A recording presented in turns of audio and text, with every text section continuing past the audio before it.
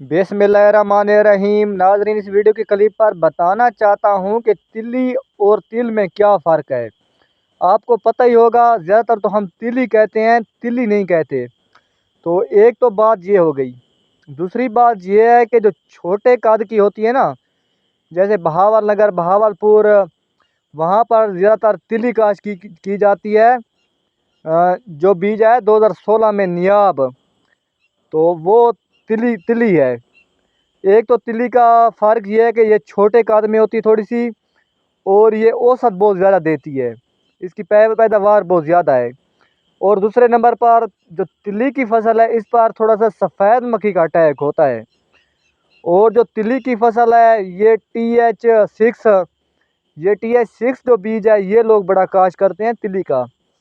तो औसत के मुताबिक जो तिली की फसल है, ये आगे निकल जाती है, लेकिन ये थोड़ी सी पक भी जलती जाती है तिल से। और जो तिल हैं, ये TS5, TS6, ये जो वैरायटियाँ हैं, बड़ी अच्छी तिल की हैं। और तिल की जो फसल है, ये भी लोग फैसलाबाद इधर काश्त करते हैं, लेकिन जो तिली की फसल है, आजकल इससे लोग ज़रा काश्त कर रहे हैं। तो तिली की जो फसल है, ये बहुत ज़्यादा औसत देती है, ये 15 मन 20 मन दे देती है। और जो तिल की फसल है, ये पिछले साल 8 मन 10 मन दी।